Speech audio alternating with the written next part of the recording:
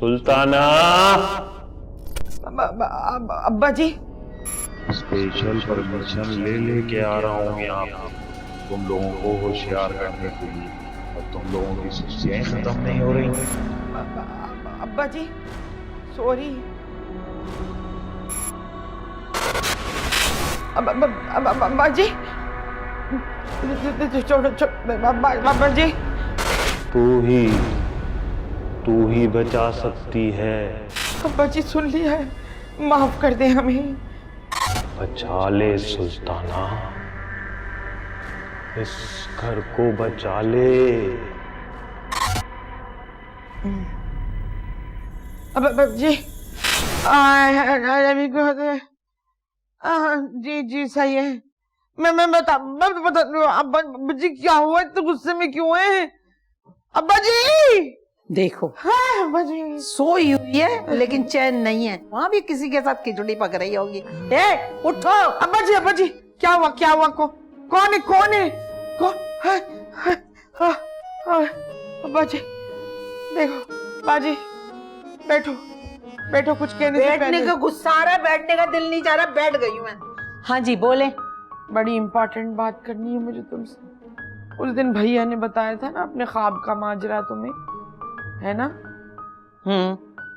आज अब्बा मेरे ख्वाब में आए थे, इस कदर गुस्से में थी, ऐसी अंगारा हो रही थी उनकी आंखें कि पूछ नहीं।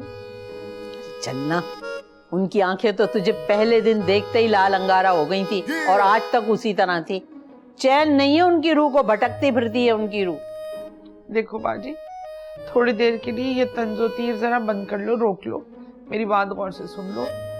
अब्बा जी कह रहे थे कि हम सबको तो बहुत बड़ा खतरा है, तो बहुत बुरा होने वाला है हम सबके साथ, और अगर हमने मिलके एहतियात नहीं की तो हम सब तबाह हो जाएंगे। अच्छा एक बात बताओ, ये अब्बा जी जो हैं ये गैरों के ख्वाबों में आके सारी बातें करके क्यों चले जाते? भाई डायरेक्ट मुझे क्यों नहीं अपनी वसीयतें करते? क्योंकि अपनी सगी औलाद ही अब्बा जी के घर का सौदा करने पर तुली हुई है। तौबा तौबा, ऐसी औलाद हो तो बंदा दुश्मन क्यों पाले। एक बात सुन लो मेरी, तुम सब मिल के ना कोई पार्टी बना लो तो भी मेरे इरादों को खत्म नहीं कर सकते। चलो सामान बांट दो, चलो चलो चलो। बात सुन लो, याद है ना तुमको, देखो अब्बा जी ने कैसे खुशी खुशी ये घर बनाया था। हाँ। कैसे चूना पोतते थे दीवारों पर। एक मिनट हमारे अब्बा को तुम चूना लगाने वाली कह रही हो? अब्बा जी कैसे प्यार से इस घर की सेटिंग करते थे, है ना? हाँ ये मुझे लगता है वो ये घर बेचना नहीं चाह रहे। देखो अगर ऐसी बात है तो अब्बा जी को चाहिए खुद ख्वाब में आके मुझे बताएं। नहीं मुझे नहीं लगता कि वो आएंगे। क्यों? अब्बा जी इस घर को ताजमहल कहते थे और आप औरंगजेब वाली हरकतें कर रही। तो क्या अब्बा जी ख्वाब में आके पप्पी करेंगे आपको? अब्बा जी अगर मेरी कोई बात बुरी लगी थी तो मुझे आके ख्वाब में कह देते। इन गैरों के क्यों मुंह लग रहे हैं आप? इसलिए कि इन गैरों ने मरते दम तक अब्बा जी के मुंह में निवाले डाले। अपनी असली और नस्ली औलाद जो है वो तो हनीमून पर चली गई थी एबटाबाद। आखिर ये भी तो जिंदगी का जुज है ना, हनीमून। अब्बा जी अगर नाराज हो तो मेरे ख्वाब में आके मुझे कह दे। चलो तुम्हारे कहने पे नहीं बेचूंगी घर। कितनी फरमाबरदार और कितनी प्यारी है, अब्बा जी की रूह को कितना सुकून मिलेगा। अब मैं अपनी प्यारी बाजी के लिए अच्छी सी चाय बनाती हूँ। बहुत शुक्रिया, तुम कितनी अच्छी हो। अल्लाह तुम्हें खुश रखे, तुम बहुत अच्छी हो, बस मैं तुम्हें समझ नहीं सकी सारी जिंदगी। बहुत शुक्रिया। एक बात सुनो, ऐसा करना है वो जो 2 कमरे है ना पीछे वाले, मेरी प्यारी बहना, वो भैया से कह के अच्छी तरह साफ सुथरे करवा देना। अच्छा? क्यों, उसमें कसरत करनी है आपको? देखो अब तुम मुझे छेड़ रही हो।